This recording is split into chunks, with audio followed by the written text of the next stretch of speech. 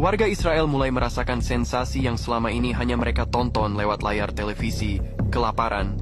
Bukan karena gagal diet atau protes makanan basi di restoran Tel Aviv, tapi karena serangan mendadak dari pasukan Houthi Yaman yang dengan presisi brutal menghantam jalur logistik utama. Untuk pertama kalinya, warga Israel mulai memahami seperti apa rasanya menjadi warga Gaza, tanpa makanan, tanpa suplai, dan tanpa pilihan. Serangan ini tidak hanya menggetarkan tanah, tapi juga perut.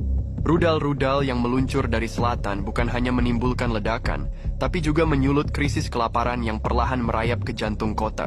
Supermarket kosong, antrean panjang roti, dan panic buying yang berubah jadi panic crying. Satu pertanyaan pun mulai bergema di kalangan rakyatnya sendiri. Apakah ini karma? Apakah ini azab yang datang diam-diam? Selama bertahun-tahun mereka melihat warga Gaza hidup dalam kegelapan dan kelaparan sambil menertawakannya dari balkon apartemen mereka yang mewah. Tapi sekarang, takdir seperti sedang bercanda dan giliran mereka yang memegang kupon makanan. Iron Dome memang bisa menahan rudal, tapi tidak bisa menahan perut yang keroncongan. Pasukan Houthi tampaknya tahu di mana titik terlemah Israel, bukan di pangkalan militer atau barak tentara, tapi di perut warganya.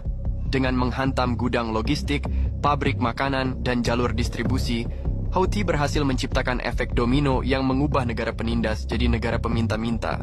Rakyat Israel yang dulu bisa sarapan sambil men-scroll berita pengeboman di Gaza, kini harus sahur dengan mie instan kadaluarsa. Pemerintah panik, militer kelabakan, dan rakyat? Mereka baru sadar bahwa nyamannya hidup bisa hilang hanya dengan satu tombol peluncur rudal. Apakah ini balasan ilahi? Apakah ini sekadar taktik perang? Atau mungkin, dan ini yang paling menyakitkan bagi mereka, apakah dunia mulai menyeimbangkan neraca penderitaan? Tak butuh waktu lama bagi efek serangan Houthi menyebar seperti virus kelaparan. Beberapa menit setelah rudal menghantam gudang-gudang penyimpanan bahan pokok di wilayah selatan Israel, asap pekat mengepul ke langit, dan bersama asap itu, harapan rakyat akan makan malam yang layak pun ikut menguap.